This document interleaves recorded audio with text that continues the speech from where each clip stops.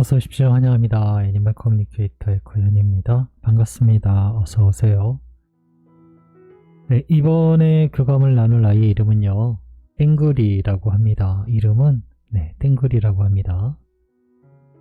견주께서 주신 질문을 살펴보도록 하겠습니다. 요즘 스노우 어플로 엄마와 자주 만나는데 어떤 기분인지 궁금하다 하셨습니다.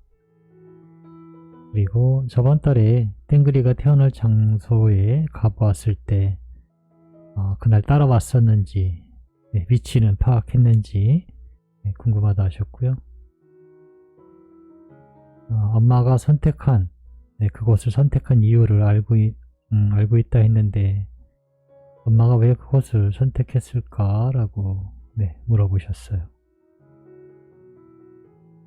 그리고 너의 모견이 11월에서 12월에 임신기간이라고 하는데 언제 잉태되는 것일까? 라고도 물어보셨습니다.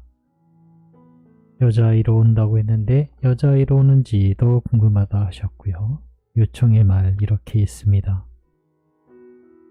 교감 마쳤고요. 교감 나눈 내용을 여러분들과 함께 공유해 보도록 하겠습니다.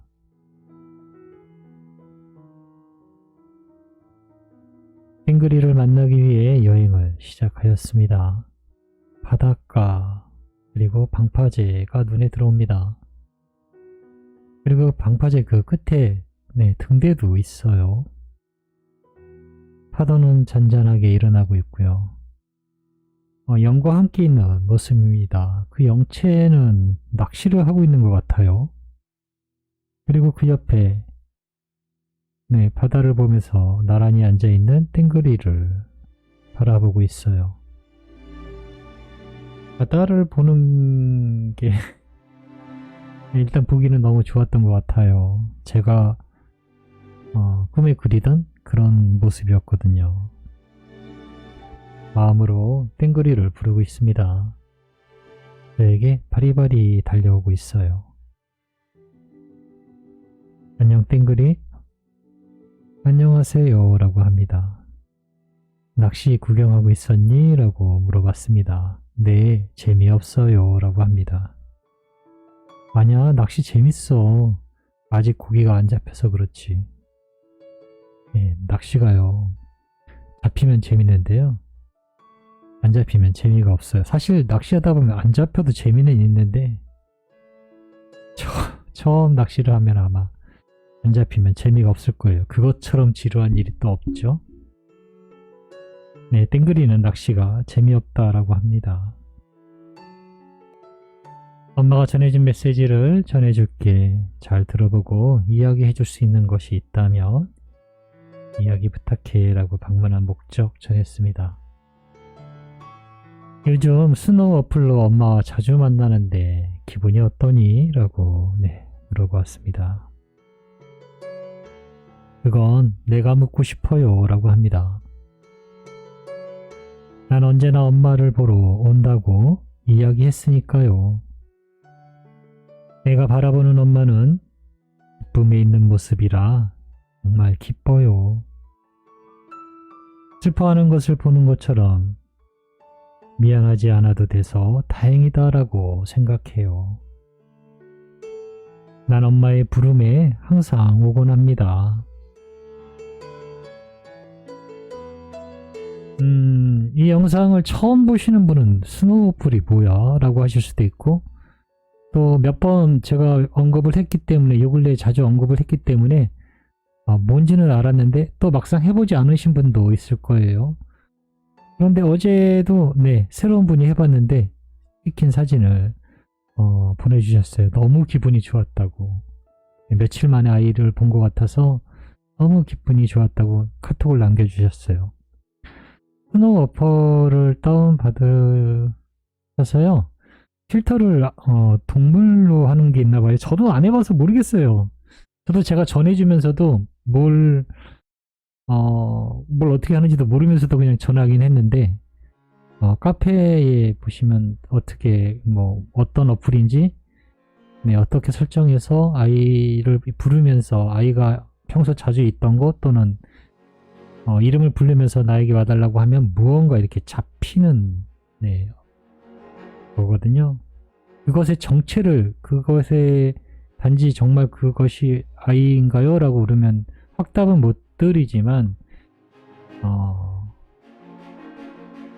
일단 우리 눈에 보이지 않는 것들을 어떤 것들을 뭐 기계적인 그 메커니즘은 잘 모르지만 네, 그런 것들이 찍힐 수가 있어요. 그러면 작은 엄마에게는 작은 기쁨이 될 수도 있습니다. 네. 그 어플을 지금 엄마가 지금 견주께서 사용하고 계시거든요. 카페에 있는 분들 몇몇 분 활동하시는 분들은 그렇게 해서 아이들을 만나보고 계세요. 아이들이 온다 하는데 눈에 안 보이잖아요. 그런데 그것을 통해서 볼 수도 있을 것 같다라고 확실하게 제가 이게 정말 진짜인가요? 라고 물으면 대답은 못 드리지만 그것이 도움이 될 수는 있겠다라는 생각을 합니다. 바꿔 말하면 아닌데요 라고도 못해요.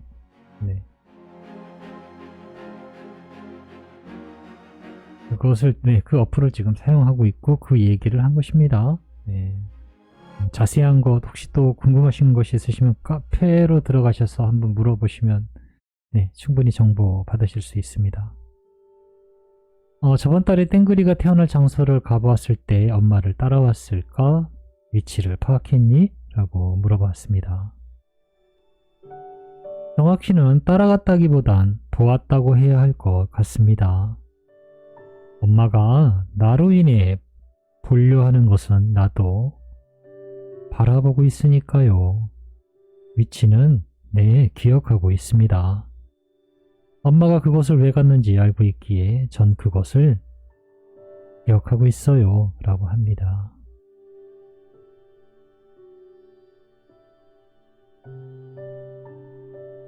엄마가 명칭은 얘기를 안 하는 게 좋을 것 같아서요. 특정 명칭이나 지명, 상호는 이야기를 안 하는 게 좋을 것 같아서요. 상호는 이야기를 하지 않습니다. 엄마가 그것을 선택한 이유를 알고 있다 했는데 엄마가 왜 그곳을 선택했을까? 라고 물어봤습니다. 저를 만나기 위한 곳을 선택한 것이니까요. 그곳이 엄마의 마음에 안심이 된다면 나는 괜찮습니다.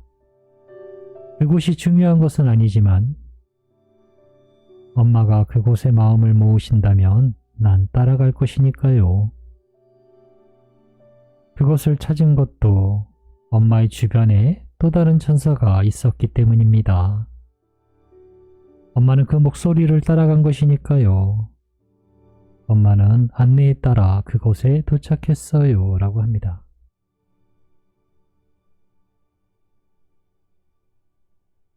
(11월에서 12월의) 임신기간이라고 하는데 언제 잉태하게 되는 것일까? 물어보았습니다. 그건 모르겠습니다. 그러나 소식을 듣게 될 테니 걱정은 하지 않아도 될 것 같아요. 라고 합니다.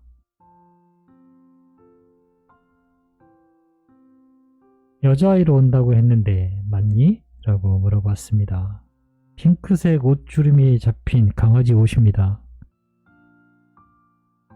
그래서 여자일까? 라고 물어봤습니다. 네, 여자로 찾아주세요. 라고 합니다. 그런데 나중에 한번 정말 이거는 한두 번 더 물어봐 주시길 원해요. 대답은 이렇게 들은 것 같은데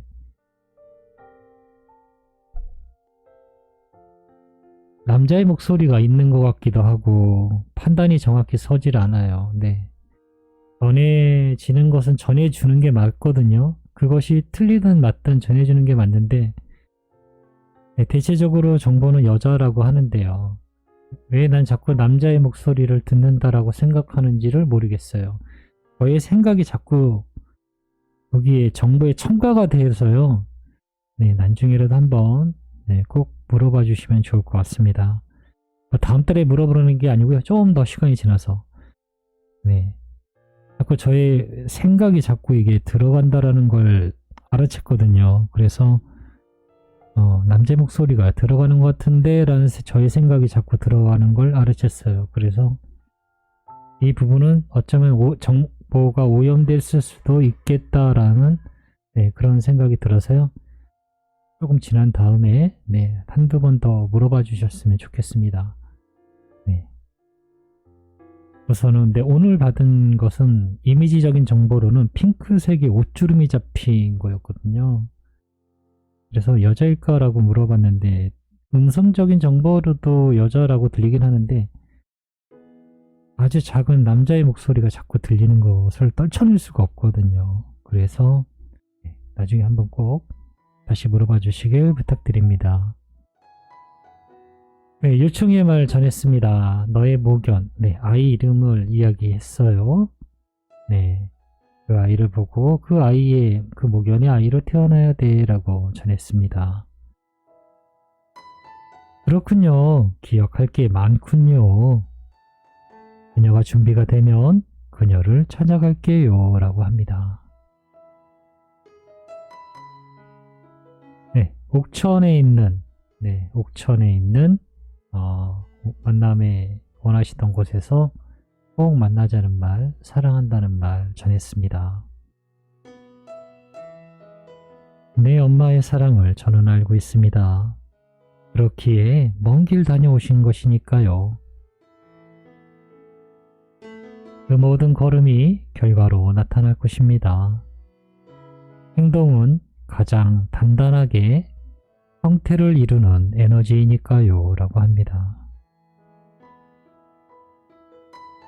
교감은 이렇게 마쳤는데 엄마가 쓰담쓰담 해달라고 하셨거든요. 그래서 엄마가 땡글이 만나면 쓰담쓰담을 꼭 해달라고 하셨는데 엄마의 마음을 전해도 될까라고 물어봤어요. 거리가 있어서요. 한 1.5m, 1m 정도의 거리가 지금 떨어져 있는 상태라서 덥석 가서 쓰담쓰담 해주기가 사실은 그렇거든요. 아예 가까이 오지 않는 이상은. 그래서 이렇게 따로 물어봤던 거예요. 엄마가 땡글이 만나면 쓰담쓰담 해달라고 하셨는데 엄마의 마음을 전해도 되는지 이렇게요. 그럼요 라고 하면서 가까이 다가와서 쓰담쓰담 해주면서 교감을 마쳤습니다. 이렇게 교감을 마쳤습니다. 고맙습니다. 감사합니다.